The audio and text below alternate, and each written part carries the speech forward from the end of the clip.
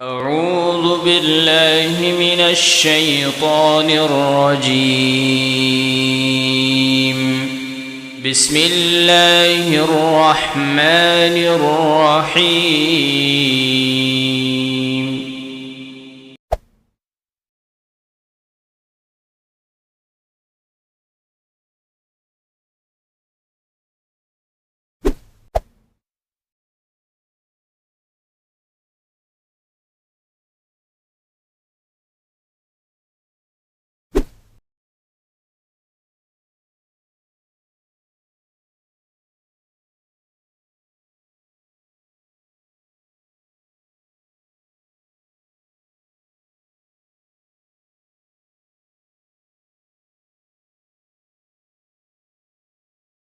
சமுதாய பணியில் அனுபவித்து மூத்தவராக இருக்கக்கூடிய நம்ம சிறப்பு விருந்தினர்கள் என்ன பண்ணுறவாங்க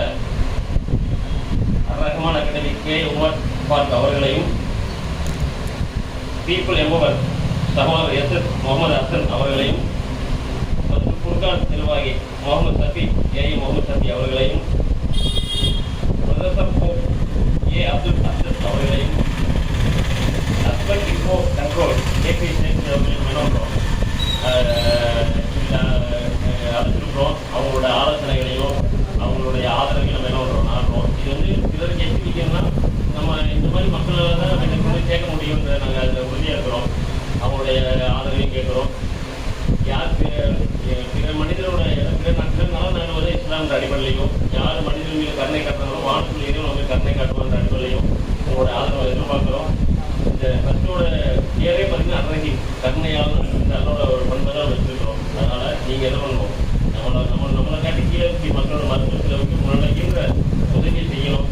அது பெரிய சேவை கொடுக்குறதும் பரவாயில்ல, மாதம் 100 லட்சம் கொடுக்குறது முன்னாடியா வேலையை முன்னெடுத்து செய்யணுன்ற அவங்கள கேட்குறோம். அதில் தகவல் அனைவருக்கும் வாய்ப்பு வரமத்துல்லாஹி வபரகாத்துஹு. அல்ஹம்துலில்லாஹ். சகோதரர் தாஜுதீன் அவர்கள் ட்ரஸ்டினுடைய செயல்பாடுகள் ஆரம்பித்ததிலும் துவக்கம் எப்படி அதை எப்படி நாங்கள் வழிநடத்தி கொண்டு போகிறோம் எல்லாத்தையும் சுருக்கமான முறையில் அதெல்லாம் தெளிவாக சொல்லியிருக்காங்க. அடுத்தது சகோதரர் ரஹ்மான் அகாடமி சகோதரர் உமர் ஃபாரூக் அவர்கள் ஒரு சிற்றுரையாற்றுவார். அல்ஹம்துலில்லாஹி ரப்பில் ஆலமீன். அல்லாஹும்ம ஸல்லி அலா முஹம்மதின் வ அலா முஹம்மதின் கமா ஸல்லைத அலா இப்ராஹீம் வ அலா ஆலி இப்ராஹீம் இன்னக ஹமீதும் மஜீத். அல்லாஹும்ம பாரிக் அலா முஹம்மதின் வ அலா ஆலி முஹம்மதின் கமா பாரக்த அலா இப்ராஹீம் வ அலா ஆலி இப்ராஹீம் இன்னக ஹமீதும் மஜீத். அன்பிற்குரிய அருமை சகோதரர்களே, அல்லாஹ்வுடைய மகத்தான பேரருளால் ரஹீம் மெடிக்கல் ரிலீஃப்னுடைய அலுவலக சிறப்பு நிகழ்ச்சியிலே கலந்திருக்கக்கூடிய அனைத்து சகோதரர்கள் மீதும் அல்லாஹ்வுடைய அன்பும் அருளும் கருணையும் என்றென்றும் உண்டாகட்டுமாக பிரார்த்தனையோடு இந்த ஒரு சிறிய ஆலோசனை கூட்டத்தில் கலந்து கொண்டிருக்கக்கூடிய நமக்கு பேச வாய்ப்பளித்த நிர்வாகத்திற்கு முதல்ல நன்றியை தெரிவித்துக் கொள்வோம். பொதுவாக நாம் வாழக்கூடிய நம்முடைய சமூகத்தை பொறுத்த வரைக்கும் கல்வியிலேயாகட்டும் மருத்துவ விஷயங்களையாகட்டும் இல்ல அன்றாட வாழ்க்கையை தேடக்கூடிய ரிசக்குகளை பெறக்கூடிய விஷயங்கள் எதுவாக இருந்தாலும் இன்னைக்கு பலவிதமான முயற்சிகளுக்கு மத்தியில பல கஷ்டங்களுக்கு சிரமங்களுக்கு மத்தியில தான் எல்லா விதமான காரியங்களும் இன்னைக்கு போட்டி போட்டு நடத்துகிறது. குறிப்பாக இஸ்லாமிய சமுதாய மக்கள் மத்தியில கல்வியிலேயும் அவங்களுடைய பொருளாதார நிலையிலையும் அவங்களுடைய எதிர்கால திட்டமிடுதல்லையும் மிகப்பெரிய ஒரு குறைபாடு இருக்கிறத நம்மால காண முடியும். அப்படிப்பட்ட நேரங்கள்ல நம்மால முடிஞ்ச ஏதாவது பங்களிப்புகளை செய்வோம் அப்படின்னு சொல்லிதான் ஒவ்வொரு பகுதிகளிலேயும் இது போல ஒரு சிறிய அளவுல ஒரு நிறுவனங்களை ஏற்பாடு செஞ்சு அது மூலமா நம்முடைய பங்களிப்புகளை ஏதாவது ஒரு வகையில ஏதாவது ஒரு குடும்பத்துக்காவது நன்மை போய் சேர்ந்துடாதா, அது மூலமா நாளைக்கு மறுமையில சொர்க்கத்தை அடைஞ்சிட மாட்டோமா அப்படிங்கிற ஒரு எதிர்பார்ப்பு லட்சியத்தின் அடிப்படையில தான் இந்த பணிகளை பலவிதமான சூழ்களை பெயர்களை வைத்துக் கொண்டு நாம செயல்பட்டு இருக்கோம்.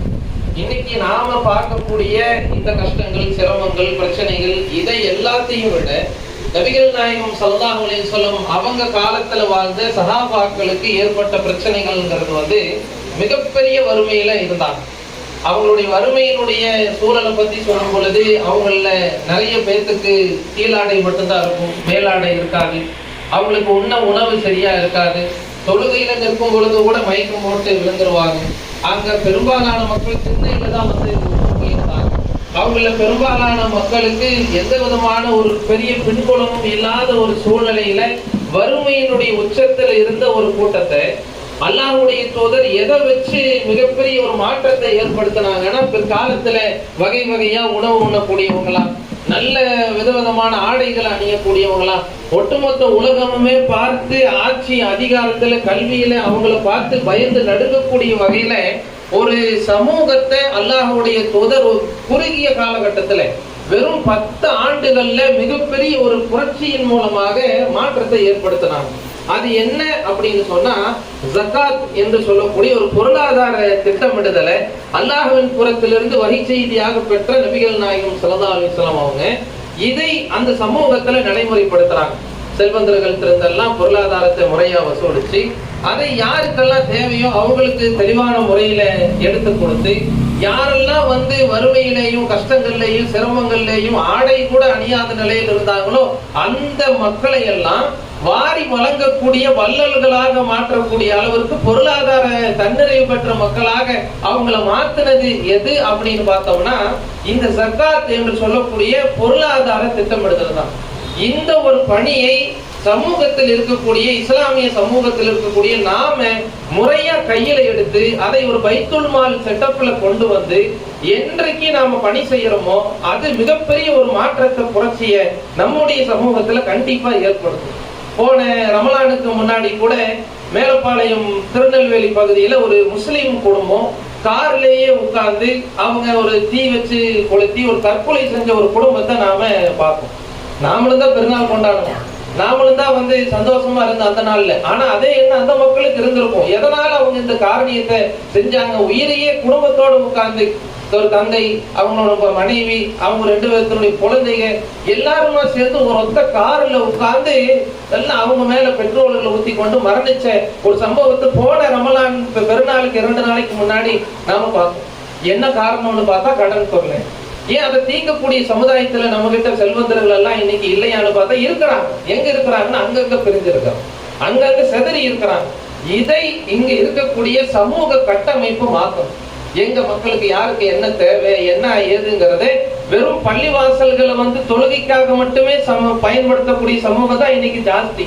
அதை அப்படியே மாத்தி ஒரு கல்வி கூடமா, அதை வந்து மக்கள் சந்திக்கக்கூடிய ஒரு இடமா, மக்களுக்கு மருத்துவ உதவி செய்யக்கூடிய இடமா, மக்களுக்கு பொருளாதாரத்தை வாரி வழங்கக்கூடிய இடமா, எல்லா விதமான கட்டமைப்புகளையும் ஒரு பள்ளிவாசல்ல இல்ல நம்ம ஒரு அலுவலகம் வைக்கிறோமா அதுக்குள்ள என்று சொல்லி நம்மளால முடிஞ்ச மக்களை எல்லாம் ஒருங்கிணைச்சு இந்த ஒரு ஜகாத் என்று சொல்லக்கூடிய திட்டமிடுதலை அல்லாஹ்வும் அல்லாஹ்வுடைய தூதரும் எப்படி செயல்படுத்த சொன்னாங்களோ அந்த பைத்துல் மால் என்று சொல்லக்கூடிய அந்த விஷயத்தை அடிப்படையாக கொண்டு நாம என்றைக்கு திட்டமிடுதலை ஏற்படுத்துறோமோ கண்டிப்பாக நம்முடைய சமூகத்திலேயும் மிகப்பெரிய மாற்றம் ஏற்படும். பக்கத்துல இருக்கிற சுக்கர்வார்பேட்டைன்னு சொல்லுவாங்கல்ல, அங்க இருக்கக்கூடிய ஜெயின் சமூகம் அந்த டீமாக இருந்தாலும், சீக்கியர்கள் சொல்லி அந்த ஒரு சிங்குகள் டீம் இருக்கிறாங்கல்ல, அவங்களையும் கொஞ்சம் பார்த்தோம்னா அவங்கள இந்த யாசகம் கேட்கக்கூடிய ஒரு கூட்டம் அவங்கள இருக்காது. அவங்களுக்குள்ள வந்து ஒரு ரொம்ப நலிவடைஞ்ச குடும்பம்னு அவங்கள்ட்ட இருக்காது. அவங்கள முழுக்க முழுக்க யாரை பார்த்தாலும் ஏதாவது தொழில் செய்யக்கூடியவங்களா இருப்பாங்க, ஒரு தன்னறிவு பெற்றவங்களா இருப்பாங்க, ஒருத்தருக்கு ஒருத்தர் சப்போர்ட் பண்ணக்கூடியவங்களா இருக்கிறாங்க. சமீபத்தில் அதே மாதிரி தான் இன்னொரு டீம், இந்த போரா சேட் அப்படின்னு சொல்லுவாங்க இல்ல, அந்த டீம் அவங்களுடைய சூழல்கள்லாம் கொஞ்சம் நாம அவங்க சார்ந்த மக்களை எல்லாம் சந்திக்கும் போது அவங்களுக்குள்ள இந்த திட்டமிடுதல் இருக்கு. எதை அல்லாஹ்வுடைய தூதர் நமக்கு கடமையாக்கினாங்களோ மார்க்க கடமையா அதை அந்த மக்கள் செஞ்சுட்டு இருக்கிறாங்க. அவங்க அதை வந்து பேர் மாத்தி பண்ணிட்டு இருக்காங்க. ஆனா மார்க்க நமக்கு சொல்றது இந்த ஜகாத் பைத்துல் மால் செயல் திட்டத்தை கையில முறையா எடுத்து நம்ம பண்ணணும்னா கண்ணுக்கு முன்னால அல்லாஹ் 2-3 சமூகத்தை காமிச்சு தர்றான். இவங்க பாத்தி அப்படி இருக்கிறாங்க, ஏன் உங்களால இருக்க முடியாதா, ஏன் இவங்கள்ட்ட மட்டும் இந்த பிரச்சனை இல்லை உங்கள்ட்ட மட்டும் ஏன் இருக்குன்னு அல்லாஹ் நமக்கு நடைமுறை உதாரணங்களோடு காட்டிட்டு இருக்கிறான். அப்படின்னா இங்க வந்திருக்கக்கூடிய நாம ஏதோ இங்க ஒண்ணு உட்கார்ந்து பேசின உடனே எல்லாமே நடந்துருமானா கிடையாது. ஆரம்பிக்கணும். அதுக்கான ஒரு திட்டமிடுதலா, அதுக்கான ஒரு முழு முயற்சியா இன்றைய அலுவலக திறப்பு விழாங்கிற நிகழ்ச்சிங்கிறது அல்லாஹ்வுடைய கிருபை கொண்டு இன்னும் சில ஆண்டுகள் கழித்து பார்க்கும்போது இந்த நோக்கத்துக்காக வேண்டிதான் அல்லாஹ் இதனை ஏற்படுத்தினாங்கிற அந்த ஒரு நல்ல ஒரு மனநிறைவு அடையக்கூடிய வகையில அல்லாஹ் ரப்புல் ஆலமீன் நமக்கு ஒரு சிறப்பான ஒரு எதிர்காலத்தை அமைச்சு தருவான். இங்க எப்படி எல்லாம் ஒன்னா உட்கார்ந்து அன்பா பரிமாறிட்டு பேசிட்டு இருக்கிறோமோ, இதே போல நாளைக்கு மறுமையிலையும் சொர்க்கத்தில் ஒன்றா இருக்கக்கூடிய வாய்ப்பை வல்ல ரப்புல் ஆலமீன் நம் அனைவருக்கும் தந்தல் புரிவானாக என்று கூறி வாய்ப்புக்கு நன்றி கூறி விடைபெறுகிறோம். இன்ஷா அல்லாஹ் என்னென்ன ஆலோசனைகள் ஒவ்வொருத்தங்களுக்கும் ஒவ்வொரு திட்டமிடுதல் இருக்கும், அதை எல்லாரும் கலந்து ஒன்னா தூக்கி ஒரு ஒற்றுமையா பயணிப்போம். வல்ல ரப்புல் ஆலமீன் நம்மளுடைய ஒற்றுமைக்கு மிகச்சிறந்த ஒரு கூலி என்மையிலும் மறுமையிலும் தரட்டும். அதுக்காக அனைவரும் துவா செய்வோம். அஸ்ஸலாமு அலைக்கும் வரஹ்மத்துல்லாஹி. அல்ஹம்துலில்லாஹ்.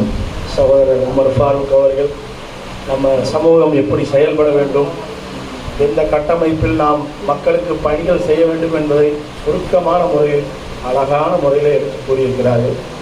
அப்போது இன்ஷா அல்லாஹ் அடுத்தது இந்த சீஃப் கெஸ்ட்டுக்கு ஒரு மெமரி, ஒரு நினைவுக்கு வேண்டி ஒரு ப்ரைஸ் கொடுக்குறோம். நம்ம ட்ரஸ்டுடைய சகோதரர் லியாக்கத் அவர்கள், துணைத் தலைவர் அர் ரஹ்மான் அகாடமி உமர் ஃபாரூக் அவர்களுக்கு ஒரு நினைவு பரிசு.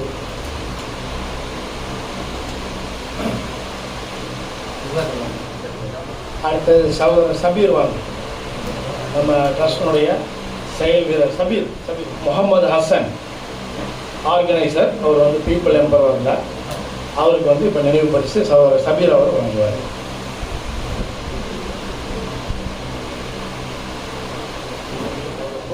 கொடுக்க போகிறாரு. அதனால் அவருக்கு சகோதரர் ஜியா அவர்கள், நம்ம ட்ரஸ்டினுடைய முக்கிய பொறுப்பாளர், நினைவு பரிசு வழங்குவார். சார் நம்ம ட்ரஸ்டினுடைய மெயின் ஒர்க்கர் அவர் தான், ட்ரெஷரர் சகோதரர் அர்ஷாத் அவர்கள்.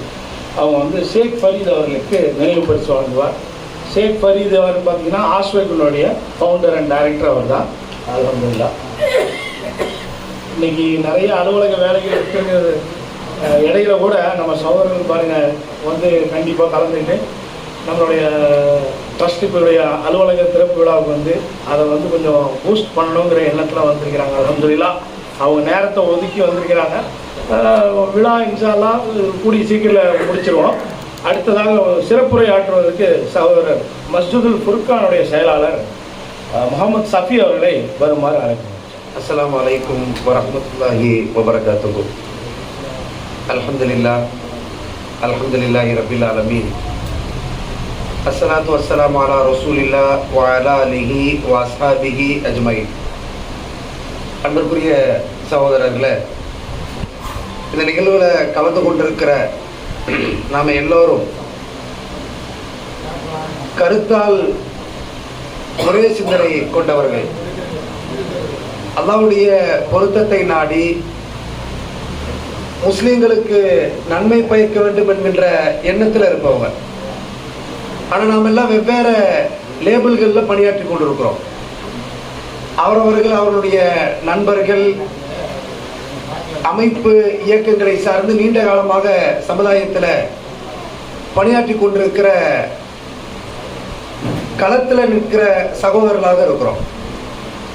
ஆனால் நமக்கு யாருக்கும் என்ன இல்லை, முஸ்லிம்கள் என்ற அடிப்படையில் பார்க்கிற போது நமக்கு மத்தியில் வேறுபாடுகளோ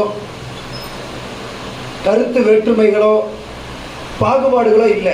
எனவே தான் ஒரே இடத்துல ஒன்றாக முழு மனநிறைவோடு சங்கமிக்க முடிகிறது. அப்படித்தானே? வெவ்வேறு பெயர்கள், ஒரு 5 நிறுவனங்களை நிகழ்ச்சிக்கு சிறப்பு விருந்தினர்களாக அழைக்கிறோம். பெயர் போடாத பல்வேறு நிறுவனங்கள், அமைப்பு சகோதரர்கள் இந்த நிகழ்ச்சியுடைய ஏற்பாடில் கலந்து கொள்கிறார்கள் என்றால் அது நமக்கு மத்தியில் இருக்கிற ஒற்றுமையையும் சகோதரத்துவ மனப்பாங்கையும் வெளிப்படுத்துகிறது. அப்படி ஒரு சந்தர்ப்பத்தில் அதுவே இந்த நிகழ்ச்சியினுடைய பெரிய வெற்றியாக நாம் கருதுகிறோம். நாமெல்லாம் ஒன்றா சேர்ந்து ஒரு இடத்துல அமர்ந்து சமுதாயத்தினுடைய ஒரு பிரச்சனையை பற்றி விவாதித்து அதற்காக களம் காண வேண்டும் என்கின்ற அந்த நல்ல எண்ணமே நமக்கு மத்தியில் அல்லாஹ் சுப்ஹானஹு வ தஆலா அவனுடைய அபிவிருத்தியை இறக்கி வைப்பதற்கு போதுமான சான்றாக இருக்க வேண்டும் என நான் பிரார்த்தனை செய்கிறேன். அன்பிற்குரியவர்களே, அர்-ரஹீம் ட்ரஸ்டுடைய பணிகளை பற்றி ஏற்கனவே நிர்வாகிகள் நமக்கு மத்தியில் வெளிப்படுத்தி இருந்தார்கள். முஸ்லிம் சமுதாயத்தினுடைய தேவையை பற்றி முன்னால் பேசிய உமர் ஃபாரூக் சொன்னார்கள், சமுதாயத்துக்கு நிறைய தேவைகள் இருக்கிறது. கல்வி, பொருளாதாரம், மருத்துவம், வேலை வாய்ப்புன்னு ஒவ்வொரு செக்டார்ல நிறைய தேவைகள் இருக்கிறது. ஏற்கனவே வரலாற்று ரீதியான பல காரணங்களால சமுதாயம் பின்தங்கி இருக்கிறது. நாம் இருக்கிற பாப்புலேஷனுக்கு ஏற்றவாறு நமக்கு படிப்போ பணமோ சமுதாய அந்தஸ்தோ அதிகாரமோ இல்லைங்கிறத நமக்கு நல்லா தெரியும். எலெக்ஷன் காலகட்டமாக இருக்கு. அரசியல் கட்சிகளில் பங்காற்றக்கூடிய இஸ்லாமிய தோழர்கள்ட்ட போய் கேட்டால் என்ன சொல்லுவாங்க? அரசியலில் எவ்வளவு பின்தங்கி இருக்கிறோம், எவ்வளவு நலிவடைந்து இருக்கிறோம் என்று சொல்லுவாங்க. அதிகார துஷ்பிரயோகங்களால் எவ்வளவு நலிவடைந்து இருக்கிறோம்னு சொல்லுவாங்க. அப்போ ஒரு முஸ்லிம்களை போல ஒரு சமுதாயத்தில் வேற எந்த சமுதாயத்துக்கு இவ்வளவு பிரச்சனை இருந்ததில்லை. ஒருத்தர் எக்கனாமியில நல்லா இருப்பாங்க, ஆனா அவனுக்கு அதிகாரம் இருக்காது. அதிகாரம் இருக்கும், படிப்பு இருக்காது. எல்லாம் இருக்கு, அவனுக்கு நாடு இருக்காது. ஆனா நம்முடைய இன்றைய நிலைமையை பார்க்கிறோம். நமக்கு ஓட்டுரிமையிலையும் பிரச்சனை, அரசியல்லையும் பிரச்சனை, படிப்பு, மருத்துவம், உள்கட்டமைப்பு, உரிமைகள் எல்லாத்திலையும் பிரச்சனை. இது மாதிரியாக மாபெரும் சிக்கல்களை சந்திக்கிற சமுதாயங்கள் உலகத்தில் வேற எங்கேயுமே கிடையாது. அப்படி ஒரு தருணத்தில் நாம் நமக்கு கண்ணுக்கு முன்னால நடைபெறுகிற பிரச்சனைகளை பார்த்து வெறுமனே கடந்து போக முடியுமா அப்படின்னா போக முடியாது. நீங்க ஊர்ல நிறைய நேரங்களில் பார்க்கலாம், நிறைய பிரச்சனை ஊர்ல. இதெல்லாம் இந்த சரியாகாது பாய், இந்த ஊரையெல்லாம் என்ன செய்ய முடியாது, மாற்ற முடியாது. இங்கெல்லாம் நன்கொடை கொடுத்தா என்ன செஞ்சிருவாங்க, மிஸ்யூஸ் பண்ணிடுவாங்க. முஸ்லிம்களுக்கு மத்தியில் எதை செஞ்சு என்ன செய்ய முடியாது, சாத்தியமாக்க முடியாது என்கின்ற மனோநிலையில பெரும்பான்மை சமுதாயம் இருக்கும். வாஸ்டா இருக்கிற பெரும்பகுதி முஸ்லிம்களுடைய மனநிலை என்ன இருக்குன்னா, அரசியல்னு ஓட்டு போய் கேட்கிறாங்க, இந்த ஊர் மாறணும், இன்னாரை தலைவராக தேர்ந்தெடுக்கணும்னு சொன்னா கொஞ்சம் பேர் என்ன சொல்லுவான், இதெல்லாம் வேண்டாத வேலை, தேவையில்லாம நடக்கிறாங்கன்னு சொல்லுவான். பள்ளிவாசல் கட்டணும்னு சொன்னா சிலர் என்ன சொல்லுவான், நிறைய பள்ளி இருக்கு, ஸ்கூல் கட்டுன்னு சொல்லுவான். ஸ்கூல் காலேஜ் கட்ட போறோம், பணம் கொடுன்னு சொன்னா என்ன சொல்லுவான், ஸ்கூல் காலேஜ் கட்டுறதுக்கெல்லாம் உங்கள்கிட்ட ஆள் இருக்கான்னு கேட்பான். மருத்துவ உதவி வாங்க செஞ்சு ஏழைகளை நிவர்த்தி செய்ய போறோம்னா நிறைய போலி மருத்துவ கடிதங்கள் உலா வருகிறது, மருத்துவ உதவி சரியா போய் சேருதான்னு கேட்பான். இது வெகுஜனத்தினுடைய ஒரு மனோநிலையாக இன்றைக்கு இருந்து கொண்டிருக்கிறது. அது எப்படின்னா மெல்ல மாறி இருக்கு. திருப்பி திருப்பி பேசுவோம் தெரியுமா, அமைப்பு, இயக்கங்கள், சங்கங்கள் மீது நிராசையின் வெளிப்பாடாக நாமே சில நேரம் பேசிடுவோம். எது செஞ்சு என்ன ஆக மாட்டேங்குது, இந்த ஊர்ல ஒரு மாற்றம் நடக்கலைங்கிற விரக்தியின் வெளிப்பாடாக நாம் பேசி பேசி பேசி என்ன இருக்குண்டா, ஒரு 50-100 பேரை தவிர, அந்த இயக்கங்கள் அமைப்புகளில் பணியாற்றுபவர்களை தவிர பெரும்பாலான மக்கள் விரக்தி மனநிலையில் இருப்பான். அதான் சமுதாயத்தினுடைய சோசியல் மைண்ட் செட். அப்போ முதல்ல நாம் என்ன செய்யறோம்னா, அந்த சோசியல் மைண்ட் செட்டை உடைக்கிறோம். இல்லை, நம்மளால பணியாற்ற முடியும், நேர்மையாக ஒரு நிறுவனத்தை நடத்த முடியும், இந்த சமுதாயத்திற்கு சொண்டாற்ற முடியும். எப்படி? அல்லாஹ்வுடைய தூதர் ஸல்லல்லாஹு அலைஹி வஸல்லம் அவர்கள் நபியாக அறிவிக்கப்படுவதற்கு முன்பாக அவர் தன்னுடைய 25வது வயதுல இளைஞர்கள் சிலரையெல்லாம் ஒன்று திரட்டி சமுதாய பணிகளில் ஈடுபட்டு கொண்டிருந்தார்கள் வரலாறுல பார்க்கிறோம். அவர் நபியாக மாறியது 40வது வயதுல, இன்னும் வகி வரல, அல்லாஹ்வுடைய இறை தொடர்பு நேரடியாக அவருக்கு இருக்கிற, நல்ல மனிதர் என்ற அடிப்படையில் அல்லாஹ் இயல்பாக அவருக்கு ஒரு உள்ளுணர்வை ஏற்படுத்துகிறார். ரசூலுல்லாஹி ஸல்லல்லாஹு அலைஹி வஸல்லம் அவர்கள் தனது 25வது வயதுல சில இளைஞர்களை இணைத்துக் கொண்டு மக்களுக்கு நன்மை பயப்பவர்களாக இருந்தார் வரலாறு சொல்லுது. ஹிரா குகைக்கு அவர் போய் அமைதியான இடத்தை நோக்கி போய் இருந்தார்னு சொல்லுது. வரலாற்று ஆசிரியர்கள் சொல்கிறார்கள், நபிகள் நாயகம் ஸல்லல்லாஹு அலைஹி வஸல்லம் அவர்கள் ஹிரா குகையில போய் இருந்த அந்த சூழல் ஏன் போய் இருந்தாங்க தெரியுமா? சமுதாயத்தின் நிலைமையை நினைத்து கவலைப்பட்டு போயிருந்தாங்களாம். இணை வைப்பு தாண்டவமாடி கொண்டிருந்த போது, மக்கள் மடத்தனமான நம்பிக்கைகள் இருந்த போது, அந்த வருத்தத்தினுடைய மேலாதிக்கத்தினால் சமுதாயத்தில் ஒரு கஷ்டம் நடக்கும் போது முதல்ல நமக்கு வலிக்கணும். என்ன மனநிலைக்கு போகக்கூடாது, ஊர் அப்படித்தான் இருக்கும், எல்லோரும் அப்படித்தான் நடப்பார்கள், இந்த சமுதாயம் திருந்தவே செய்யாது, அந்த மனோநிலையில நாம் இருக்கக்கூடாது. நபிகள் நாயகம் ஸல்லல்லாஹு அலைஹி வஸல்லம் அவர்கள் ஹிரா குகையில போய் இருந்து மக்களுடைய நிலைமைகளை பற்றி வருத்தத்தோடு கவலையில் இருக்கும்போது அல்லாஹ் சுப்ஹானஹு வ தஆலா அவருக்கு ஒரு தலைவர் என்கின்ற, நபி என்கின்ற, ரசூல் என்கின்ற ஒரு அந்தஸ்தை வழங்கி அவருக்கு அவனுடைய புறத்திலிருந்து ஒரு செய்தியை சொல்றான். அப்ப முதல்ல நமக்கு என்ன மெசேஜ்? இந்த ஊர்ல என்ன பிரச்சனை இருக்கோ அந்த பிரச்சனையை நாம அட்ரஸ் பண்ண பழகணும். ஒரு விதவை இருந்தாங்கன்னா அந்த விதவைக்கு என்ன தேவை, ஒரு நோயாளி இருந்தால் அந்த நோயாளிக்கு என்ன தேவை, ஒரு மாணவர் இருந்தால் அந்த மாணவருக்கு என்ன தேவைங்கிறத அவர்கள் பக்கம் நின்று பார்க்க பழகணும். கொடுக்குறோம் கொடுக்கல ரெண்டாவது, முதல்ல எதை ஒத்துக்கணும், அவனுக்கு என்ன தேவைன்னு. நான் நிறைய நேரங்களில் களத்தில் பார்த்துருக்குறேன். ஒரு ஏழை இருக்கிறாங்க, அந்த ஏழைக்கு இப்படி ஒரு ஸ்கூல் ஃபீஸ் இருக்கு, நாம கொடுத்தா என்ன ஆகும்? ஒரு 3 குடும்பம், ஒரு 3 பிள்ளைகள் இருக்கிறாங்க, ஒரு ஆள் ஆர்டிஇல இலவசமா படிக்கிறாங்க, இன்னொரு குழந்தைக்கு நாம ஸ்கூல் ஃபீஸ் கொடுத்தா அந்த வாப்பாவும் என்ன செய்வாங்க? மல்லு கட்டி இன்னொரு பிள்ளைய படிக்க வைப்பாங்கன்னு சொன்னா, சமுதாய இந்த கட்டமைப்பை சரியாக புரிந்து கொள்ளாத சிலரிடமிருந்து வருகிற யோசனையை நான் காதால கேட்டிருக்கிறேன். ஏன் கவர்மெண்ட் ஸ்கூல்ல சேர்க்கலாம்லன்னு கேட்பாங்க. கேட்டிருக்கீங்களா அப்படி? ஆனா அதே பிள்ளைகள்ல 3 பேரையும் ஸ்டடி பண்ணி அதுல ஒரு பிள்ளைக்கு கரும்பு கடையில ஆர்டிஇல ஒரு அட்மிஷனை போட்டு இலவச கல்வியை அந்த பிள்ளை படிக்குது. இன்னொரு குழந்தை 8 ஆண்டு காலமா ஒரு இங்கிலீஷ் மீடியம் ஸ்கூல்ல படிக்குது, நல்ல எஜுகேட்டட் குழந்தை. இன்னும் 2 அல்லது 4 ஆண்டுகள் படிச்சா மெரிட்ல என்ன செய்யலாம், காலேஜ் படிக்கலான்னு ஒரு தேவை. அந்த 4 ஆண்டுகள் அந்த குழந்தைக்கு ஒரு ஃபீஸ் நம்மளால சரி பண்ண முடிக்க முடியாதா? ஆனா அப்போ சமுதாய அமைப்புகளோ இயக்கங்களோ தனவந்தர்களோ சமுதாயத்துடைய யதார்த்த நிலையை புரியாதவர்கள் பேசுகிற சொல்ல என்ன தெரியுமா? ஏன் அவன் கவர்மெண்ட் ஸ்கூல்ல படிக்கக்கூடாதான்னு கேட்பாங்க. கவர்மெண்ட் ஸ்கூல்ல படிக்கலாம், நான் என் பிள்ளைய சேர்த்தும் போது நான் என்ன செய்யலாம், ஃபர்ஸ்ட் ப்ரிஃபரன்ஸ் கொடுக்கலாம். நான் என் பிள்ளைய கொண்டு போய் கவர்மெண்ட் ஸ்கூல்ல சேர்த்து நான் ஒரு அட்டெம்ப்ட் பார்க்கலாம். கவர்மெண்ட் ஸ்கூல்ல படிப்பு எப்படி இருக்கு, சுகாதாரம் எப்படி இருக்கு, நான் சேர்ந்து எனக்கு ஒரு திருப்தியானது நான் என்ன சொல்லலாம், நான் சார்ந்திருக்கிற அமைப்பு பள்ளிகள்ல தம்பி இந்த கவர்மெண்ட் ஸ்கூல் எப்படி இருக்கு, நல்லா இருக்கு, நீ அங்க போய் பாருன்னு சொல்லலாம். நான் என்னுடைய பிள்ளைகளை ஒரு பெரிய சிபிஎஸ்இ ஸ்கூல் இன்டர்நேஷனல் ஸ்கூல்ல சேர்த்து கொண்டிருக்கிற நிலையில, கவர்மெண்ட் ஸ்கூல்னாலே என்னன்னு தெரியாத நிலையில, தேவை இருக்கிற குடும்பத்துடைய பின்னணி தெரியாத நிலையில நாம் அவ்வாறு பேசினா என்ன நடக்கும்? நமக்கு அந்த குடும்பத்தின் மீது அக்கறை இல்லை, அந்த சமுதாயத்தினுடைய ஒரு சாரார் மீது நமக்கு அக்கறை இல்லை.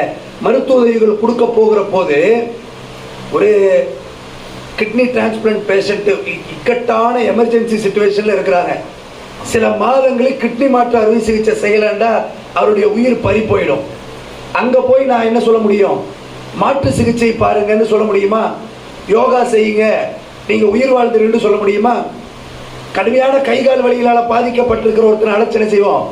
என் பள்ளிவாசல்ல எங்க சங்கத்துல என்ன செய்யறோம்ப்பா, ஒரு மார்ஷியல் ஆர்ட்ஸ் எக்ஸசைஸ் கிளாஸ் வைக்கிறோம், எல்லாரும் வந்தீங்கன்னா ஆரோக்கியமாக வாழலான்னு அறிவிப்பு செய்யலாம், நோய் இல்லாம வாழலான்னு செய்யலாம்.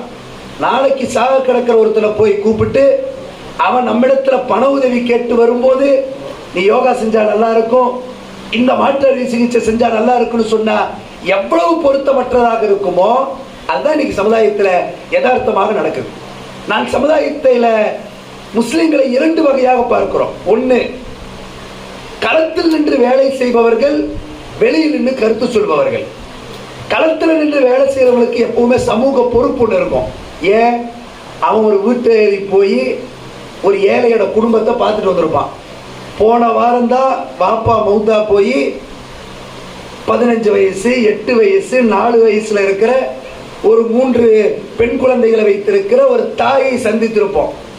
அவன் சந்திச்சவன் என்ன நினைப்பான்? எப்படியாவது இந்த பிள்ளைகளுக்கு என்ன செய்யணும், ஸ்கூல் ஃபீஸ் கட்டணும், எப்படியாவது அவங்க வீட்டில் இருக்கிற உம்மாவுடைய நோய்க்கு மருந்து வாங்கி கொடுக்கணும், எப்படியாவது அந்த பிள்ளைகளுக்கு பேகு செப்பல் அவர்களுக்கு தேவையான உபகரணங்கள் வாங்கி கொடுக்கணுங்கிற உணர்வு யாருக்கு வரும்?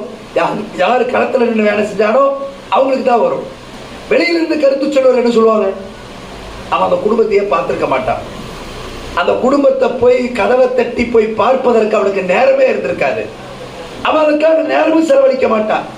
அவன் பெரும் உழைப்பு எங்க இருப்பான்? அவன் சார்ந்திருக்கிற அமைப்பு அறக்கட்டளையில எனக்கு ஒரு பதவி கிடைக்காதா, எனக்கு ஒரு பொறுப்பு கிடைக்காதா, என்னை அழைத்து கௌரவப்படுத்த மாட்டார்களா, சதா சிந்தனை எல்லாம் எங்க இருக்கும்? என்னை கூப்பிட்டு மரியாதை செலுத்த மாட்டாங்களா, என்னை கூப்பிட்டு பொறுப்பு தர மாட்டாங்களா, எனக்கு ஒரு வாலண்டியர் கார்டு தர மாட்டாங்களா, எனது பெயரை புகைப்படத்தோடு அச்சிட்டு வாட்ஸ்அப் ஸ்டேட்டஸ்ல வைக்க மாட்டாங்களான்னு நினைத்து கொண்டிருக்கிற ஒருத்தனால சமுதாயத்தில் இருக்கிற பிரச்சனையை அட்ரஸ் பண்ண முடியுமா? பண்ண முடியாது. அப்ப முதல்ல சமுதாயத்தில் என்ன பிரச்சனைகள் இருக்கிறதோ அந்த பிரச்சனைகளை செவித்தாழ்த்தி கேட்கிற மனோநிலைமை முஸ்லிம்களுக்கு வர வேண்டும். நேரம் ஒதுக்கி அந்த பாவப்பட்ட மக்களை போய் பார்க்கிற மனோநிலை வர வேண்டும். அப்படி பார்த்து அதற்காக வருத்தப்பட்டா அல்லாஹ் அதற்கு ஒரு வழியை ஏற்படுத்துவான். நான் நிதர்சனமாக நண்பர்களோடு கல்வி மருத்துவம் சார்ந்த கோரிக்கைகளை போய் பார்ப்போம். இந்த மாதிரி ஒரு கேஸ் இருக்குன்னு சொல்லுவாங்க.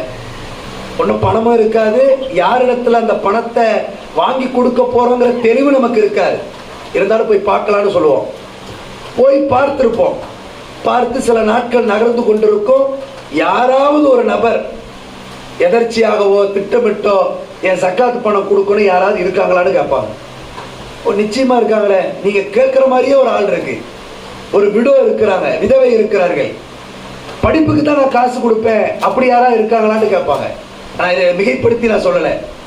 ஒரு பிரச்சனையை அட்ரஸ் பண்ணி அந்த பிரச்சனை என்னன்னு நீ போய் பார்த்து வந்தா அதுக்காக ஏதாவது பங்களிக்க செய்ய வேண்டும் என்கிற எண்ணம் உனக்கு இருந்தா நிச்சயம் அல்லாஹ் அதற்கு என்ன செஞ்சிருப்பான்? ஒரு வாசலை திறந்து வச்சிருப்பான். அர்ரஹீம் ஓபன் பண்ணல, எல்லாம் நம்ம பாட்டுக்கு நம்ம வேலையை பார்த்திருந்தா கடைசி 5 ஆண்டுகள்ல 10 லட்சம் ரூபாய் கொடுக்க முடியுமா? அர்ரஹீம் திறக்கல. இன்னி இந்த 10,000 ரூபாய் கொடுத்து யார் கஷ்டத்தை நம்ம தீக்க போறோம்னு விரக்தியோடு அமர்ந்திருந்தா இந்த 5-6 ஆண்டுகள்ல 10 லட்சம் ரூபாய் கொடுக்க முடியுமா? இல்ல, பணம் கொடுக்க வேண்டாம். இந்த சகோதரர்கள் எல்லாம் ஒன்றிணைக்க முடியுமா? முடியாதுல்ல.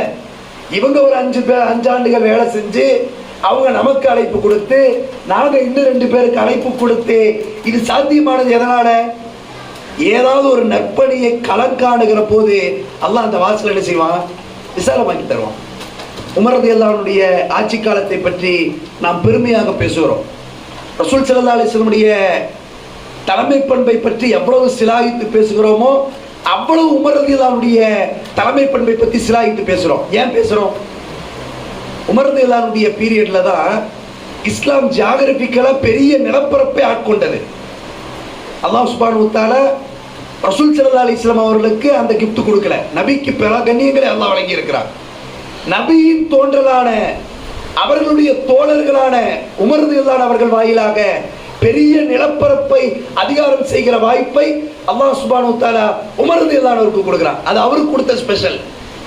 பெரிய நிலப்பரப்பை ஆட்சி செய்கிற போது நிறைய குவெரிஸ்களை கேட்டு கேட்டு மக்கள் பிரச்சனைகளில் இருந்துதான் உமர் ரலியல்லாஹு அன்ஹு அவர்கள் என்ன செஞ்சாங்கன்னா கவர்மெண்ட் ஸ்கீம் அனௌன்ஸ் பண்ணாங்களா.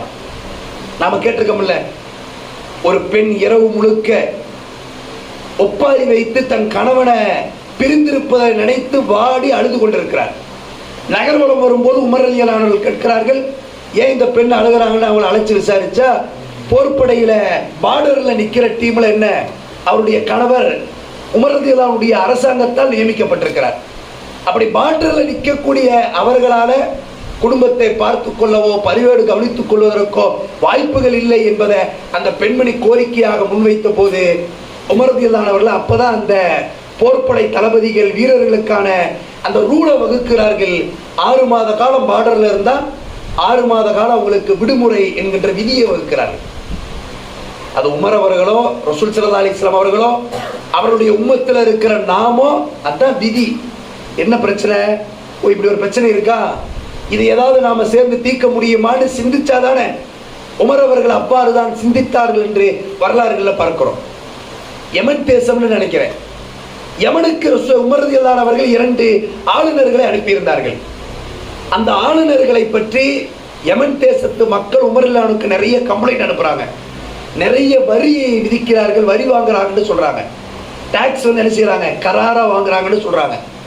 உமர் ரலியல்லாஹு அன்ஹு அவர்கள் அந்த 2 ஆளுநர்களை அழைத்து என்ன எப்படி பண்றீங்கன்னு கேட்கிறாங்க. அந்த ஆளுநர்கள் சொல்கிறார்கள், அமீருல் முஃமினீன் அவர்களே, எதை ஹக்குன்னு நினைச்சு வாங்கணுமோ அதைத்தான் நாங்க வாங்குறோம், நாங்கள் வரம்பு மீறவில்லை என்று சொன்ன போது உமர் ரலியல்லாஹு அன்ஹு சொன்னாங்க, பார்த்து இருந்துக்குங்கன்னு சொன்னாங்க, கவனமா இருங்கன்னு சொன்னாங்க. அதுல எது சரி தப்புன்னு உமர் ரலியல்லாஹு அன்ஹு அவர்கள் ஜட்ஜ் பண்ணல. அதற்கான அவகாசம் அவர்களுக்கு இல்லாமல் இருந்திருக்கலாம். ஆனா உமர் ரலியல்லாஹு அன்ஹு அவர்கள் ஒரு ஆட்சி தலைவராக தனக்கு கீழ் இருக்கிற சகாக்களுக்கு என்ன சொல்றாங்க, ஒரு சமுதாய பணி செய்யும் போது கவனமா இருக்கணும்.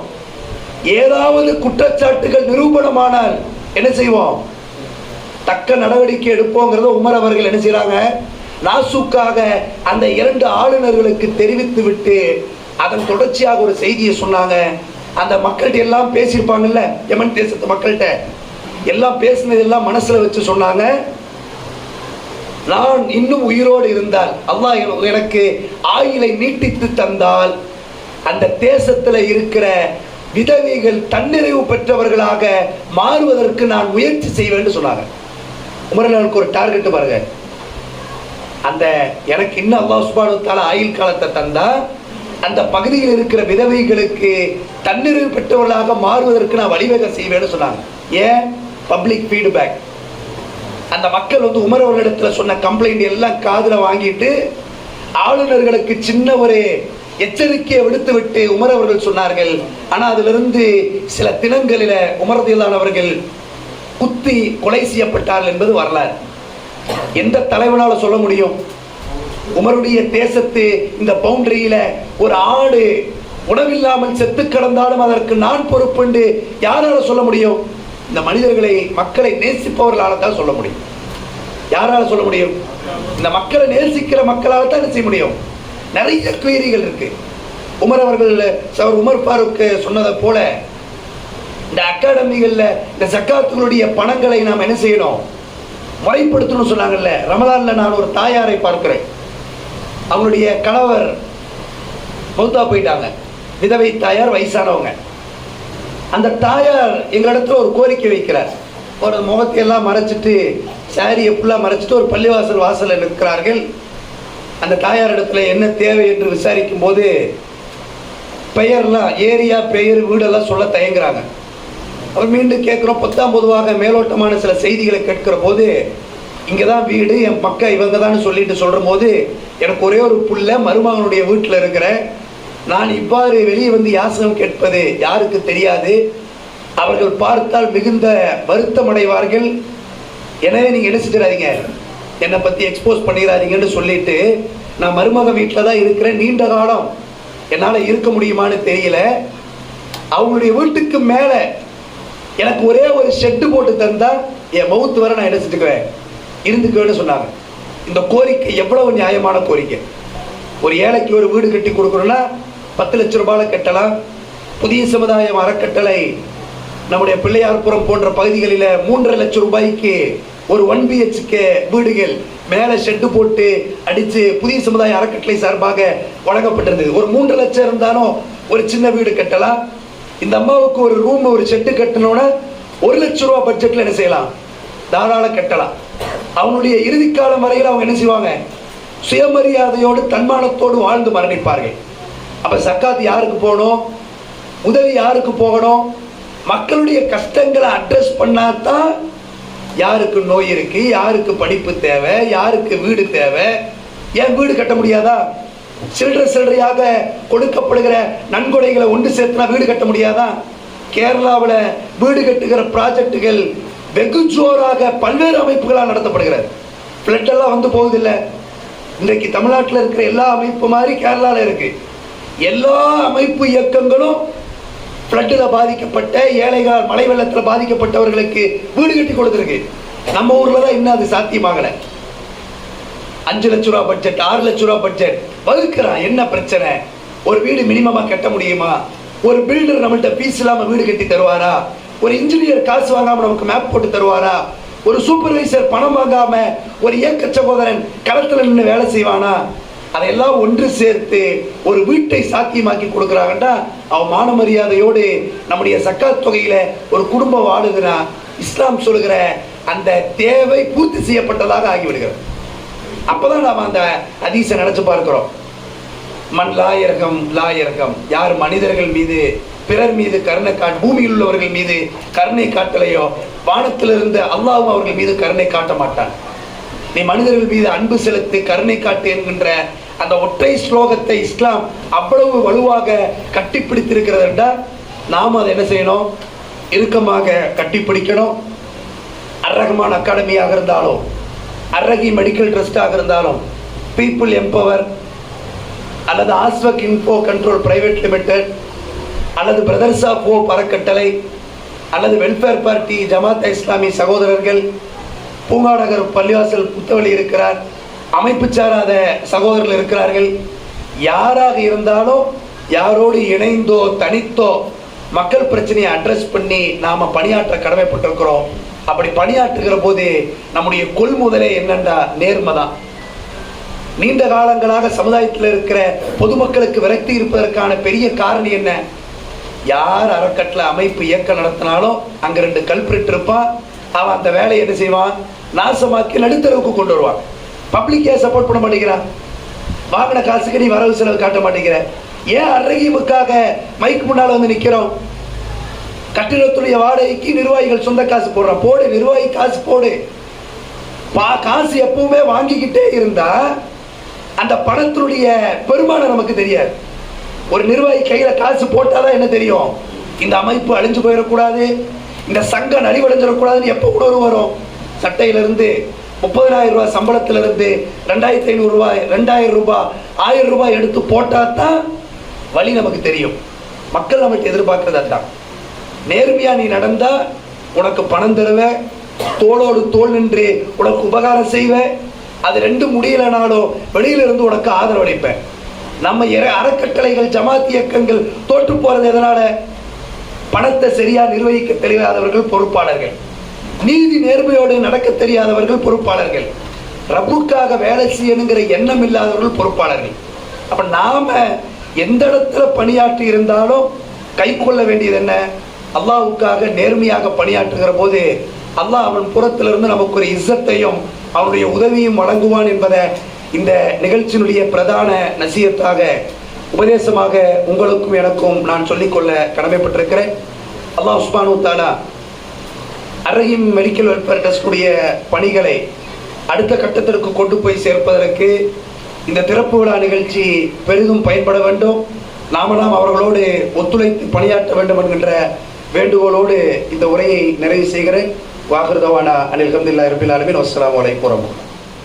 அல்ஹம்துலில்லாஹ்.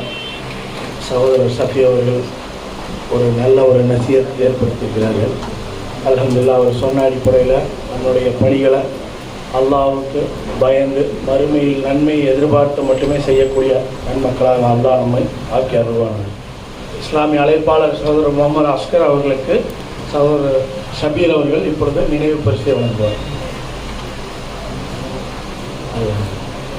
சகோதரர் மொய்தீன் பாய் வாங்க பாய் வாங்க. அப்துல் மாலிக் நம்ம ட்ரஸ்டோடைய கள பணியாளர்கள் இவங்கெல்லாம் அல்லாஹ் வாங்க.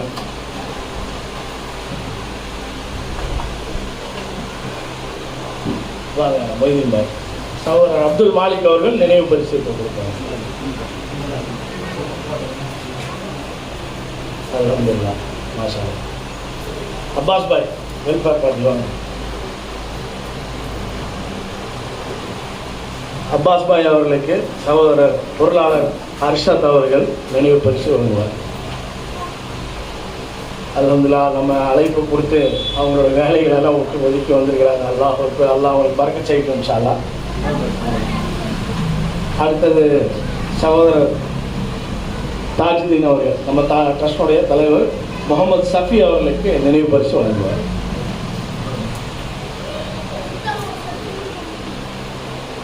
இனி ஒரு 5-10 நிமிஷத்தில் இன்ஷால்லாம் முடிச்சிருவோம். எல்லாரும் அவங்கவுங்க வேலைக்கு போகணும்னு நினைக்கிறேன். சுபானல்லாஹ். இப்போ சகோதரர் நம்ம கேஷியர் அர்ஷாத் அவர்கள், ட்ரஸ்டோடைய கேஷியர் அர்ஷாத் அவர்கள் இந்த வரவு செலவை பற்றி ஒரு சுருக்கமான முறையில் உங்களுக்கு இந்த ட்ரஸ்ட் எப்படி நம்ம வரவு செலவு ஏற்படுத்தியிருக்கிறோங்கிறத உங்களுக்கு இப்போ சுருக்கமாக சொல்லிடுவேன். இன்ஷால்லா.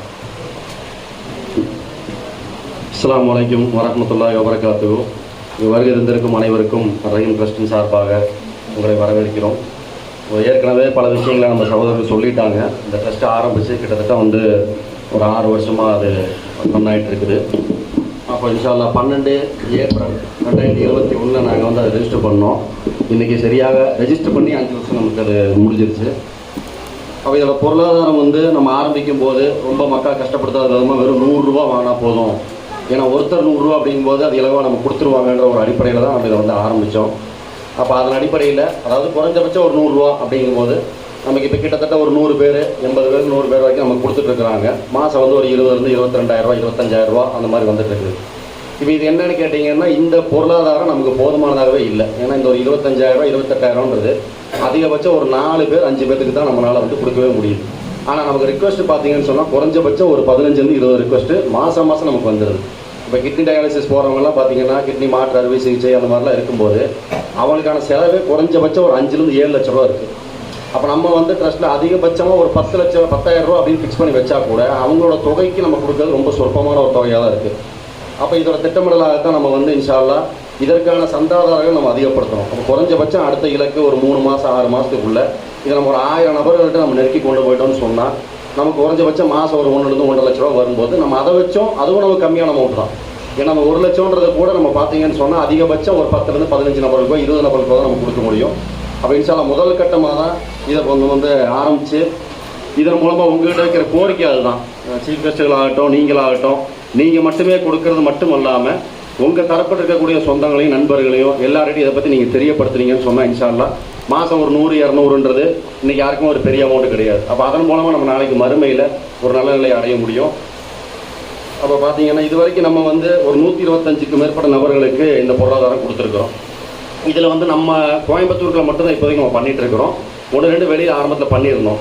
அப்போ இதில் வெரிஃபிகேஷன் பண்ணும்போது யாராவது கேட்குறாங்க அப்படிங்கும்போது அவங்க உண்மையிலேயே தேவையுடைய நபர்கள் தானா அப்படின்றத வெரிஃபை பண்ணுறது வெளியூராக இருக்கும்போது நமக்கு அது கொஞ்சம் சிரமமாக இருக்குது. அப்போ இங்கேங்கும்போது பெரும்பாலும் நமக்கு தெரிஞ்சவங்க மூலமாக தான் அந்த ரிக்வெஸ்ட்டே நமக்கு வர்றதுனால அவங்களோட நிலைமை என்னன்னு நமக்கு தெரியும். பெரும்பாலும் கூலி வேலைக்கு போகிறவங்க ஆட்டோ ஓட்டுறவங்க இந்த மாதிரி இருக்கும்போது ஒரு 1 லட்சம் 1.5 லட்சம் அவங்களால உடனே ரெடி பண்ண முடியாத ஒரு சிச்சுவேஷன் நமக்கு அது கண் கூட தெரியும் போது நம்ம அது வெரிஃபிகேஷன் அடிப்படையில் ஓகே இவங்க வந்து தகுதியான நபர் தான் அப்படின்றத ஐடியா பண்ணி நம்ம வந்து கொடுக்க ஆரம்பித்து அப்படி கொடுத்துட்ருக்குறோம். அப்போ இது கோயம்புத்தூர் வந்து செல்வபுரம், நம்ம குடியம்புத்தூர், கரும்புக்கடை, கவுண்டம்பாளையம், ஈச்சனாரி இந்த மாதிரி ஏரியாவில் நம்ம கொடுத்துருக்குறோம். இது வந்து முக்கியமான ஒரு என்னென்னா இது வந்து இஸ்லாமிய சகோதரர்களுக்கு மட்டுமானதாக கிடையாது. ஆனால் நான் முஸ்லீம்ஸும் நமக்கு இதுக்கான பொருளாதாரம் ஒரு சிலர் கொடுத்துட்ருக்குறாங்க. நம்ம அவர்களுக்கும் ஒரு சிலர் அட்மிட் ஆனப்போ நம்ம கொடுத்துருக்கோம். அதில் ஒரே ஒரு எக்ஸாம்பிள் பார்த்தீங்கன்னா ஈச்சனாரிட்டு திடீர்னு ஒரு ஃபோன் கால் வருது. ஒரு வயசானவங்க, அவங்க பையன் ரொம்ப வருஷமாக உடம்பு சரியில்லாமல் கற்பகம்னு அட்மிட் பண்ணியிருக்கிறாங்க. இந்த மாதிரி வந்து இது மாதிரிலாம் பணம் கட்ட முடியல, இன்னொரு 20-30,000 ரூபா கட்டுனா தான் டிஸ்சார்ஜ் பண்ணி அனுப்புவேன்னு சொல்கிறாங்கன்னு சொல்லி ஒரு நாள் ஃபுல்லாக அங்கேருந்து அவங்க அடுத்த நாளே ஆகிடுச்சு அந்த பணம் கட்ட முடியாத சிச்சுவேஷன். அப்போ அந்த இடத்துக்கு வரும்போது நிர்வாகி உடனடியாக அதை பார்த்து என்னன்னு சொல்லி கேட்டுட்டு சரி மேக்ஸிமம் நம்ம 10,000 ரூபா கொடுத்துடலாம் அப்படின்ற மாதிரி. ஏன்னா ஒரு 5,000 10,000 நம்ம யோசிக்கும் போது நம்மளுடைய குடும்ப செலவுகளை கருத்தில் கொள்ளும்போது நம்ம ரொம்ப சின்ன அமௌண்ட்டாக தெரியும். ஒரு பெருநாள் வந்துச்சுன்னா துணி எடுக்கிறதுக்கே நம்ம ஒரு 10,000 ரூபா 15,000 நீ சர்வசாரம் செலவு பண்ணுறோம். அப்போ இதோட மதிப்பு நமக்கு எப்போ பெருசாக தெரியுது அப்படிங்கும்போது அந்த மாதிரி இடங்களை நம்ம பார்க்கும்போது ஓகே ஒரு 10,000 ரூபாய்க்காக இவங்க வந்து ஒரு நாள் ஃபுல்லாக அடுத்த நாள் வெயிட் பண்ணி ஹாஸ்பிட்டலில் உட்காந்துருக்காங்க போக முடியாத சிச்சுவேஷனில். ஏன்னா அந்த அம்மா வந்து பார்த்தீங்கன்னா நம்ம நிர்வாகி ஒருத்தங்க காலில் விழுகிற அளவுக்கு வந்துட்டாங்க. ரொம்ப வந்து கடைசி நேரத்தில் ஒரு ஹெல்ப் பண்ணீங்க அப்படின்ற மாதிரி. அப்போ இந்த இதுக்கான ஒரு விஷயம் தான் நம்ம இதை அதிகப்படுத்தி கொண்டு போவோம் அப்படின்ற ஒரு நோக்கத்தோடு இருக்கிறோம் இன்ஷா அல்லாஹ். அப்புறம் ஏற்கனவே சொன்ன மாதிரி இந்த ட்ரஸ்ட்டுக்காக கூடிய செலவுகள் எதுவுமே நம்ம வந்து மக்கள்கிட்ட வாங்குற பணத்துலேருந்து 1 ரூபா கூட இது வரைக்கும் எடுக்கிறது இல்லை. இன்ஷா அல்லாஹ் இனிமேலும் அதே மாதிரி கொண்டு போகிறதுக்கு எல்லாம் நமக்கு அதுக்கு அருள் புரியணும். அதை இன்னொரு முக்கியமான விஷயம் என்னென்னா இந்த ஆஃபீஸ்க்கான ஒரு 50,000 ரூபா நம்ம ஒரு அட்வான்ஸாக கொடுத்துருக்குறோம். இப்போ அதுக்கும் நம்ம போகும்போது ஒரு 15-20,000 நமக்கு பற்றாக்குறையாக வந்து நிற்கும் போது சரி அப்போ என்ன ஒன்றுனா சரி நம்ம சந்தாதாரர்கிட்ட இதுக்கான ஒரு கோரிக்கையை வைக்கலாம் அப்படின்னு ஒரு யோசனையோடு தான் நாங்கள் வச்சோம். ஆனால் நீங்கள் சொன்னால் நம்ப மாட்டீங்க, நமக்கு கோரிக்கையை வச்ச உடனே ஒரு 15-20,000 உடனடியாக நமக்கு வசூலாகிடுச்சு. ஒரு மெசேஜ் தான் போட்டிருந்தோம், டக்குன்னு அதுக்கான அமௌண்ட் வந்துருச்சு. அடுத்தது பார்த்தீங்கன்னா மறுபடியும் அமௌண்ட் வருது, இந்த மாதிரி வந்துருச்சு வேண்டாம் போதும் ரிட்டர்ன் அனுப்பிடுவான்னு கேட்கும்போது இல்லை அடுத்த செலவுகளை யூஸ் பண்ணிக்கோங்க அப்படின்னு சொல்லி நம்ம ஃப்ளெக்ஸு இந்த போர்டு அது இதுன்னு ஒரு 7-8 ரூபா 10 ரூபா அதுக்கு நமக்கு செலவாச்சு, அதுக்கு யூஸ் பண்ணோம். திரும்பவும் 1-2 சகோதரர் தர்றாங்க வேண்டாம் பூர்த்தி ஆயிடுச்சுன்னு சொல்லும்போது வேறு ஏதாவது இருந்தால் செலவு பண்ணிக்க, என்னோட சார்பாக நீங்கள் ஃபேன் வாங்கிக்கிங்க லைட் வாங்கிக்கன்னு சொல்லி. அப்போ இந்த மாதிரியான ஒரு விஷயம் அப்போ சஃபிபாய் சொன்ன மாதிரி நம்ம ஒரு விஷயத்தை நோக்கி நம்ம நகரும் போது அல்லாஹ் அதுக்கான வேலைகளை நமக்கு இலவாக்கி தர்றான் அப்படின்றதுக்கான ஒரு சின்ன உதாரணம் தான் இது. அப்போ அந்த அட்வான்ஸ் கொடுத்த சகோதரர்களுக்கும் அரகின் ட்ரஸ்ட் சார்பாக நாங்கள் நன்றி தெரிவிச்சுக்கிறோம். இப்போ இந்த அதே மாதிரி ஹாஸ்பிட்டல் பார்த்தீங்க அப்போ பணம் நம்ம கொடுக்கறது பார்த்தீங்கன்னா பெரும்பாலும் இப்போ நம்ம வந்து யாருக்குமே நம்ம கையில் யாருக்குமே நாங்கள் கொடுக்கறது கிடையாது.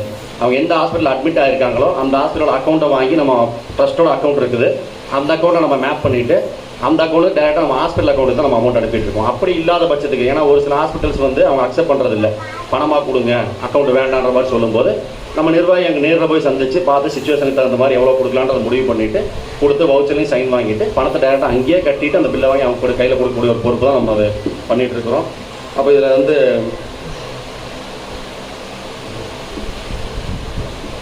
இன்ஷால்லா. அப்போ எத்தனையோ ட்ரஸ்ட்டு நம்ம பார்த்துருக்குறோம், வேகமாக ஆரம்பிப்பாங்க, அதுக்கான வேலைகள் ஸ்டார்ட் ஆகும், ஆனால் அது கொஞ்சம் தொய்வு பெற்று அது திரும்ப கொண்டு போகக்கூடிய சுச்சுவேஷனு பல்வேறு சூழ்நிலையினால் அது நின்று போகிற தடைப்படக்கூடிய காரணத்துக்காக நம்ம பார்த்துருக்குறோம். அப்போ இந்த ட்ரஸ்ட்டு இன்ஷால்லா அது மாதிரி எந்த ஒரு சிக்கலும் வந்திருக்காமல் இருக்கிறதுக்கு நீங்களாம் என்ன பண்ணணும்னு கேட்டிங்கன்னா, முதல் விஷயம் துவா. இன்ஷால்லா அல்லாஹ்விடத்தில் இந்த ட்ரஸ்ட்டுக்காகவும் ட்ரஸ்ட் நிர்வாகிகள் அதிகமாக நீங்கள் துவா செய்யுங்க. அதுக்கு அடுத்தபடியாக உங்களுடைய சப்போர்ட், நான் சொன்ன மாதிரி உங்கள் நண்பர்கள் சொந்தம் யாரெல்லாம் உங்களால் முடியுமோ அவங்களெல்லாம் இன்ஷால்லா சேர்த்து விடுங்க. மாதம் ஆச்சுன்னா இதுக்கான ஒரு தொகை அதை கொடுக்க சொன்னீங்கன்னு சொன்னால் இதை நம்ம நல்ல விதமாக கொண்டு போகிறதுக்கும் அதிகப்படியான மக்களுக்கு நம்ம இந்த சப்போர்ட்டை கொண்டு போய் சேர்த்துறதுக்கு நமக்கு அது இலகுவானதாக இருக்கும். இன்ஷால்லா அவ்வளோதான். அப்போது வந்திருக்கிறீங்க எல்லாருமே நம்ம பக்கத்துலேயே நம்ம ஆஃபீஸ், ஆக்சுவலாக அதுதான் நம்மளோட ஆஃபீஸ். அந்த ஆஃபீஸில் நம்ம ஸ்கேனரோடு நம்ம சேர்த்து ஒரு பிரிண்ட் அவுட் வச்சுருக்கிறோம். இன்ஷால்லா இன்றைக்கே உங்களுடைய ஒரு பங்களிப்பு ஆரம்பிச்சிட்டிங்கன்னு சொன்னால் இதை நம்ம ஈஸியாக கொண்டு போகிறதுக்கு நமக்கு இன்னும் கொஞ்சம் இலகுவாக இருக்கும். ஜஸாக்கல்லாஹ். அல்ஹம்துலில்லாஹ். நம்ம நிகழ்ச்சியோடைய நிறைவு பகுதிக்கு வந்துட்டோம். அல்லாஹ் அக்பர். நம்ம கேஷியர் சகோதரர் அர்ஷாத் சொன்ன மாதிரியே நம்ம முதல்ல என்ன பண்ணணும்னா, இந்த மாதம் 100 ரூபாய்ங்கிற ஒரு திட்டத்தை நம்மள்டிருந்து ஆரம்பிக்கணும். நம்ம ஃபேமிலியில் இருக்கக்கூடிய உடன் பிறந்த நம்ம சகோதர சகோதரிகள் இருப்பாங்க, நம்ம அண்டை வீட்டுக்காரர் இருப்பாங்க. இப்போ இதை நான் ஃபஸ்ட் ஸ்டார்ட் பண்ணும்போது என் ஃபேமிலியில் இருக்கக்கூடிய மக்களுக்கு தான் ஃபஸ்ட்டு சொன்னேன். என் கூட ஒரு 3 எல்டர் சிஸ்டர்ஸ் இருக்கிறாங்க, என் பிரதர் இருக்கிறாப்புல, அவங்கள்ட்ட இருந்தால் ஃபஸ்ட்டு வாங்க. ஏன்னா நம்ம ஃபஸ்ட்டு நம்ம என்ன பண்ணணும், எதுவாக இருந்தாலும் நம்ம ஃபேமிலியில் தான் சொல்லணும். அப்புறம் என்ன பண்ணோம், அண்டை வீட்டுக்காரங்க ஒரு 5 வீடு இருக்கிறாங்க, அவங்கள்ட்டையும் சொல்லுவோம். அப்போ அவங்க மாதம் ஆனால் கரெக்டாக அவங்க கொடுப்பாங்க. நம்ம ஜிபே இல்லாமல் அவங்க கேஷாக கொடுத்தா நம்ம என்ன பண்ணுவோம், ரெசிப்ட் போட்டு கையில் கொடுத்துருவோம். அல்ஹம்துலில்லாஹ். அப்போ இதை நீங்களும் இன்ஷா அல்லாஹ் முயற்சி பண்ணுங்கள். ஒரு 6 மாதம் அதுக்குள்ளே ஒரு 1000 நபர்கள், ஒரு 1000 சந்தாதாரர் நம்ம ஏற்பாடு பண்ணால் ஒரு குறைஞ்சது 100 ரூபா போட்டாலும் நமக்கு அல்லாஹ்வுடைய கிருபையில் 1 லட்ச ரூபா வரும். டிரான்ஸ்பிளான்ட்டு அதுக்கெல்லாம் பார்த்திங்கன்னா 8 லட்சம் வரைக்கும் செலவாகுது. அப்போ நம்ம அதுக்கு ஒரு 10,000 ரூபா கொடுக்கும்போது அது ஒரு கொஞ்சம் மனசுக்கு வருத்தமாக தான் இருக்குது. ஏன்னா பெரிய உதவி கேட்டு நிற்கும்போது நம்ம அதில் ஒரு 10,000 ரூபா கொடுக்கும்போது அது பெருசாக பலன் அளிக்கிற மாதிரி இல்லை. அப்போ நம்ம இன்ஷா அல்லாஹ் நம்மளோட உதவித்தொகையை அதிகப்படுத்தணும், சந்தாதாரர்களை அதிகப்படுத்தணும். இதை இந்த 2021 ஸ்டார்ட் பண்ணோம். 5 ஆண்டு காலமாக நம்ம என்ன பண்ணோம், நம்ம நண்பர்கள் மத்தியிலேயே வாட்ஸ்அப்பில் இருக்கிறவங்கள்டையே சொல்லி அதை ஸ்கேன் பண்ணுவாங்க. நம்ம ட்ரஸ்டோடைய சவுத் இந்தியன் பேங்க் அக்கௌண்ட்டில் தான் இருக்குது. அதை ஸ்கேன் பண்ணுவாங்க. அது இல்லாமல் என்கிட்ட அக்கௌண்ட் இல்லை அப்படின்னு சொல்லி கொடுத்தாங்கன்னா நான் என்ன பண்ணுவேன், ரெசிப்ட் போட்டு கையில் கொடுத்துருவேன், இல்லை ரெசிப்டை வாட்ஸ்அப்பில் அனுப்பிச்சிடுவேன். இப்படி தான் அல்லாஹ்வுடைய கிருபையில் இது வரைக்கும் போயிட்டுருக்கு. அல்ஹம்துலில்லாஹ். அவர் சொன்ன ஒரு தகவல் மேல் அதிகமாக நான் சொல்கிறேன். இது ட்ரஸ்ட்டில் முழுக்க அந்த மக்கள்கிட்டருந்து வாங்கக்கூடிய சந்தா தொகை மருத்துவ உதவிக்காக மட்டும்தான் செலவிடப்படும். இதை நம்ம ஒரு சட்டமாகவே இன்ஷா அல்லாஹ் இந்த ட்ரஸ்ட்டில் வைக்க போகிறோம்.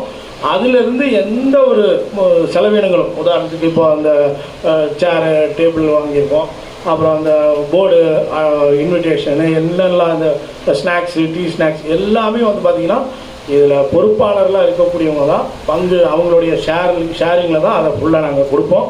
அது மக்களுடைய பொருளாதாரம் நமக்கு அது ஹராம் தெளிவாக. அவங்கள்ட்ட நம்ம மருத்துவ உதவிக்குன்னு வாங்குறது மருத்துவத்துக்காக மட்டும்தான் செலவு பண்ணுவோம். இன்ஷா அல்லாஹ். எல்லோரும் மனசில் வச்சுங்க, ஒரு முஸ்லீமுடைய கடமை அல்லாஹ்வுடைய ரசூல் ஸல்லல்லாஹு அலைஹி வஸல்லம் சொல்கிறாங்க. கடைசியாக ஒரு ஹதீஸ் சொல்கிறேன். நோய்வாய்ப்பட்டவங்களை போய் சந்திக்கிறதுக்கு அவங்க காலையில் போய் சந்திக்கிறோன்னு வைங்களேன். உதாரணத்துக்கு காலையிலிருந்து மாலை வரை 70,000 மாணவர்கள், அல்லாஹ் அக்பர், நல்லா யோசிச்சுக்கிங்க. இந்த ஹதீஸை யாரும் மறக்கக்கூடாது. 70,000 மாணவர்கள் அவர்களுக்காக இஸ்திக்ஃபார் செய்கிறார்கள். எப்போ காலையில் போனீங்கன்னா, அதே ஈவினிங் நேரத்தில் போனீங்கன்னா அதே மாதிரி 70,000 மாணவர்கள் அவருக்காக இஸ்திக்ஃபார் செய்கிறாங்க. இந்த ஒரு ஸ்டேஜில் நம்ம எல்லா முஸ்லீம்களும் இருக்கணும். நமக்காக வானவர்கள் பாவ மன்னிப்பு அல்லாஹ்விடத்தில் கேட்க வேண்டுமானால் நல்லா மனசில் வச்சுக்கோங்க. அவரை போய் நலம் விசாரிக்கிறது ஒரு பெரிய பலம். அது அல்லாமல் அவருடைய தேவைகளை பூர்த்தி செய்வது கண்டிப்பாக நமக்கு கடமை. அது ஹதீஸில் சொல்லப்படலைன்னு நினைக்காதீங்க. அவங்க சிரமத்தில் இருக்கும்போது அவங்களுக்கு போய் கண்டிப்பாக நம்மளுடைய பொருளாதாரத்தை ஒரு தனிநபராக கொடுக்க முடியலனாலும் நம்ம மொத்தமாக என்ன பண்ணுவோம், நம்ம அதை ஏற்பாடு பண்ணி அவங்களுக்கு கொண்டு போய் கொடுத்து அவங்கள அந்த சிரமத்திலிருந்து லேசாக்குறது. லா யர்ஹமுல்லாஹ் மன் லா யர்ஹமுன் நாஸ் கால ரசூலுல்லாஹி ஸல்லல்லாஹு அலைஹி வஸல்லம். மனிதர்கள் மீது கருணை காட்டாதவன் மீது அல்லாஹ் ஒருபோதும் கருணை காட்டவே மாட்டான். அல்லாஹ்வுடைய தூதர் முகமது நபி ஸல்லல்லாஹு அலைஹி வஸல்லம் கூறுகிறார்கள். இந்த ஹதீஸை சொல்லி இன்ஷா அல்லாஹ் இந்த திறப்பு விழாவுக்கு வந்திருக்கக்கூடிய அனைத்து சகோதரர்களையும் ஜஸாக்கல்லாஹ் ஹைர் சொல்லிக்கிறேன். அல்ஹம்துலில்லாஹ், உங்களுடைய மனசில் வச்சுக்கோங்க. இது அப்படியே இனி பின்னால் வரக்கூடிய தலைமுறைக்கும் நம்ம இதை கொண்டு போய் சேர்த்தணும். அது நம்மளோட ஒவ்வொருவருக்கும் பொறுப்பு. இங்கே வந்திருக்கக்கூடிய எல்லாருமே அதுக்கு பொறுப்பாளிகள். உங்களில் ஒவ்வொருவரும் பொறுப்பாளிகள். உங்களுக்குரிய பொறுப்புகளை குறித்து நீங்கள் மறுமையில் விசாரிக்கப்படுவீர்கள். அந்த ஹதீஸை மனசில் வச்சுக்கோங்க. இன்ஷா அல்லாஹ் கண்டிப்பாக நம்ம எல்லாருமே ஒன்றிணைந்து இந்த ட்ரஸ்ட்டை கொண்டு போவோம். இது வரைக்கும் நாங்கள் எல்லாமே நிர்வாகிகள் அவங்கவுங்க நண்பர்கள் உறவினர்கள்ட்ட மட்டுமே வாங்கிட்டு இருந்தாங்க. இன்றைக்கி தான் இதை நாங்கள் ஃப்ளாஷ் பண்ணுறோம். இதில் பொறுப்பாளர்கள் யார் யாருங்கிறதும் உங்களுக்கு அல்லாஹ்வின் மாபெரும் கிருபையால் தெரிஞ்சிருக்கும். சகோதரர் அர்ஷத் தான் இதில் கேஷியராக இருக்கார். நம்ம தாஜுதீன் பாய் ஜனாப் அவர் தான் தலைவராக இருக்கிறாரு. அல்லாஹ் நான் வந்து அதில் செயலாளராக இருக்கிறேன். அப்புறம் சபீர், அப்புறம் ஜியா, அப்புறம் இன்னொரு ஷபீர், அவங்க எல்லாம் வந்து பார்த்திங்கன்னா நம்மளுடைய உறுப்பினர்கள். அப்துல் மாலிக் எல்லாருமே ஒரு அறிவிப்பு நம்ம இந்த மாதிரி செய்கிறோன்னு சொன்னோடனே முதல் வரிசையில் வந்தாங்க. முதல் வரிசையில் வந்து நாங்கள் கண்டிப்பாக எங்களுடைய உதவி செய்கிறோம்னு சொல்லிட்டு எல்லா வேலைகளுக்கும் முன்னின்று நடக்கக்கூடிய சகோதரர்கள். அல்லாஹ் அக்பர். அதனால் இன்ஷா அல்லாஹ் உங்கள் எல்லாத்துடைய ஆதரவும் கண்டிப்பாக கொடுங்க. இந்த ப்ரோக்ராமுக்கு வந்து இவ்வளோ சிறப்பான முறையில் நடத்துவதற்கு அல்லாஹ் பெரிய உதவி செஞ்சுருக்கிறான். நீங்கள் எல்லாரும் வந்ததற்கு ஜஸாக்கல்லாஹ் ஹைர். வாஹிர் தவானா அல்ஹம்துலில்லாஹி ரப்பில் ஆலமீன்.